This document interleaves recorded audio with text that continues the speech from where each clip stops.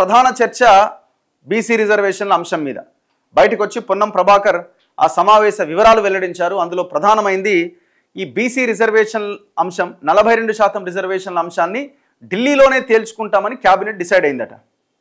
అంటే మీరు ఇప్పుడు తీసుకొచ్చిన ఆర్డినెన్స్ ఏదైతే ఉందో, గవర్నర్ దగ్గర సంతకం చేయడానికి పెండింగ్లో ఉన్న ఆర్డినెన్స్ ఏదైతే ఉందో, పంచాయతీరాజ్ చట్టం 2018 సవరణ 285A సవరణ అంశం ఏదైతే ఆర్డినెన్స్ ఏదైతే ఉందో అది పనికి రాదు అని చెప్పదలుచుకున్నారా? అంటే ఓన్లీ ఇప్పుడు ఢిల్లీలో అంటే ఢిల్లీకి ఎందుకు, ఇక్కడ తెలంగాణ అసెంబ్లీలో ఆమోదించబడ్డ 2 బిల్లులు గవర్నర్ 2 రాష్ట్రపతి దగ్గర పెండింగ్లో ఉన్నాయి, వాటిని 9th షెడ్యూల్లో పెట్టాలని డిమాండ్ చేస్తున్నారు.